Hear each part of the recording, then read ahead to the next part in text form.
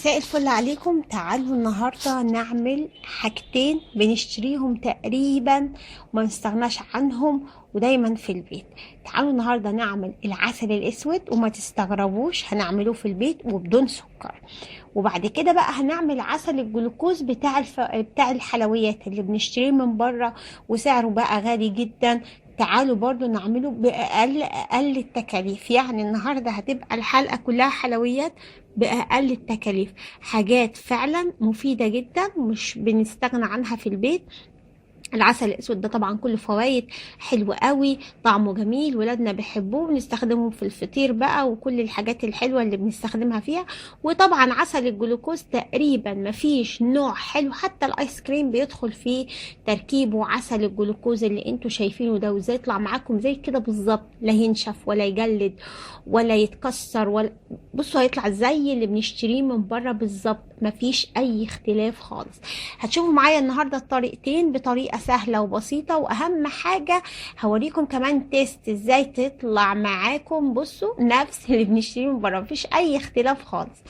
كل ده هتشوفوا معايا النهارده، بس ما تنسوش بقى تعملوا اشتراك في القناه، تفعلوا جرس على كلمه الكل، ما تنسونيش بقى في لايك وشير الفيديو عشان يوصلكم كل جديد بقدمه. وبشكر كل اللي بيتابعني وبينتسب في القناه، ويلا نبدا حالا. اول حاجه هنعملها هنعمل عسل الجلوكوز. هنعمله ازاي؟ هنعمله في الخلاط. المقادير بتاعنا بسيطة جدا جدا. السكر قد المية، يعني كوباية سكر عليها كوباية مية. طبعا جوه الخلاط هتعملوا كوباية، هتعملوا اتنين بنفس الطريقة، كوباية سكر كوباية مية. موضوع سهل جدا وبسيط جدا.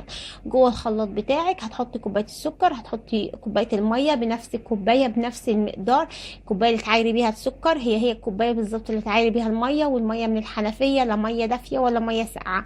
خلي بالكم من التفاصيل اللي بقولها لان بتفرق جدا في النتيجة.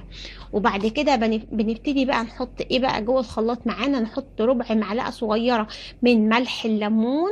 ملح الليمون ده بتشتروه من عند العطار. وكمان احنا بنحطه في النابت، يعني لو تفتكروا ان انا قلت لكم عليه. ونحط كمان عصرة نص ليمونة. تمام، مقاديرنا سهله وبسيطه، اي مفيش اي كلام تاني.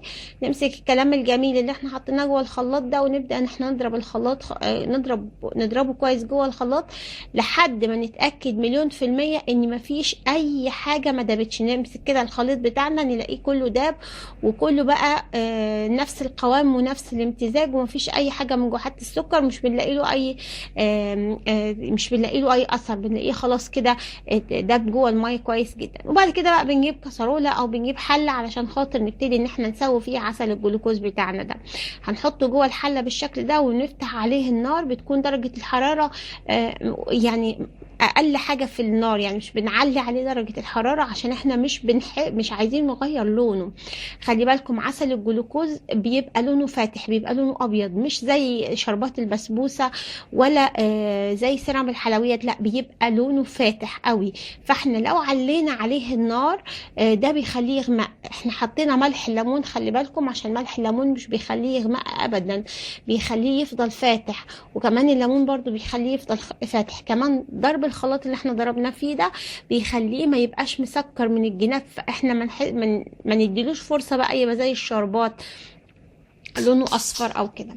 بعد كده بقى بنسيبه على البوتاجاز على نار هاديه جدا جدا، ونفضل ان احنا نقلب فيه كل 3 دقايق. كل 3 دقايق كده نديله تقليبه، مش بنغطيه ولا اي حاجه، وعلى نار هاديه جدا جدا. ومش بنسيبه يعني مش بنسيبه وقت طويل. هوريكم بس هو هيبقى شكله ازاي وهيوصل للقوام اللي احنا عايزينه عشان نعرف ان العسل بتاعنا استوى خلاص كده. يعني المفروض ان احنا نشيله من على البوتاجاز. هنعمل تيست صغير قوي قوي هقوله لكم دلوقتي بالميه الساقعه. اول ما نعمل التيست ده ونلاحظ ان العسل بتاعنا بقى زي ما هنشوف دلوقتي، يبقى خلاص ده ينزل خلاص من على البوتاجاز ويبتدي يتعبى في ازايز علشان خاطر نحتفظ بيه. عسل الجلوكوز ممكن يقعد معاكي سنه كامله مش بيحصل له اي حاجه، ومش بيحتاج يتحفظ جوه التلاجة ابدا. ممكن يتحط في رف المطبخ ومش بيتجمد في درجه الحراره العاديه ولا بيتكسر. هنجيب العسل دلوقتي وهنبتدي ان احنا هنعبيه هنا في ازايز بالشكل ده.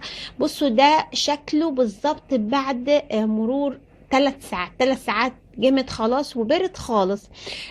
هنشوف دلوقتي العسل بتاعنا. المفروض احنا لما ناخد حته كده منه صغيره ونحطها جوه ميه متلجه او ميه ساقعه، ان هي تتجمد ما تسحش، ما تبقاش فرطه معانا، تبقى ماسكه نفسها خلاص كده. يبقى العسل بتاعنا استوى بقى زي الفل. وزي ما قلت لكم اهم حاجه تحطوه في بطرمان ما يكونش فيه ميه ولا اي لقط اي حاجه خالص، وكمان يكون محكم الغلق. يفضل طبعا ان احنا نحط حته بلاستيكه كده او كيس بلاستيك تحت الغطا عشان كمان نمنع الميه.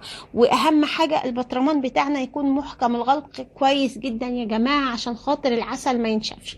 طبعا استخداماته كتير جدا، بنستخدمه تقريبا في كل انواع الحلويات، بنضيفه كبديل للسكر، وكمان بيستخدم في الايس كريم، بيبقى حلو جدا جدا. من اهم مكونات الحلويات الشرقيه على الاطلاق هو عسل الجلوكوز. تاني حاجه هنعملها العسل الاسود. بنعمله ازاي؟ بنعمله من عصير القصب. انا جبت درق كده من عصير القصب، بس طبعا مش هستخدم الدرق ده كله، احنا هنشرب منه وبعد كده ايه هنكمل. اخدت نص الدرق كده او تلته تقريبا، وبدأت ان انا ارفعه على البوتاجاز. بصوا اهم حاجة في العسل الاسود طولة البال، لان انت لما يبقى بالك طويل هيطلع معاكي كويس جدا، مش هيتحرق، مش هيحصل له اي حاجه، وهتحصلي على احسن نتيجه من اقل كميه.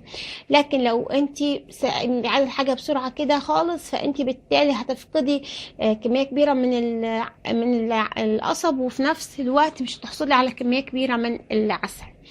هنجيبه وهنقلبه بمعلقه خشب زي ما انتوا شايفين كده، وهنحطه على نار هاديه جدا جدا جدا. هنبتدي نشيل بقى الطبقه اللي هتبقى من فوق، لان بمجرد ما هيغلي هيعمل طبقه كده صفرة من فوق، دي هنشيلها خالص. تمام. وبعد كده هنبتدي نوطي عليه البوتاجاز خالص خالص، ونبدا ان احنا نقلب فيه بمعلقه خشب. نفضل نقلب فيه كويس جدا جدا.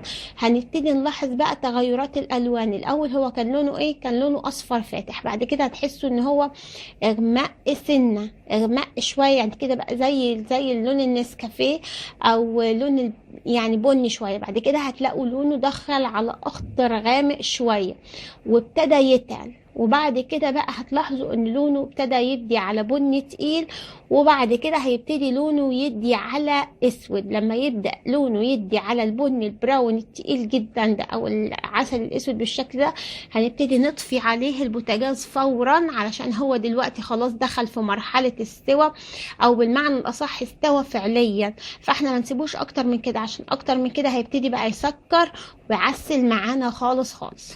شايفين هو سخن جدا. هسيبه بقى لحد ما يبرد، هوريكم شكله بعد ما يبرد، وهوريكم التقل بتاعه بعد ما يبرد. حاجة حلوة جدا، وحاجة تضمني ان هي ما فيهاش سكر. ده عسل بيور بقى، عسل بيور ممكن يستخدم في كل حاجة. ده شكله بعد ما برد بعد مرور ساعة.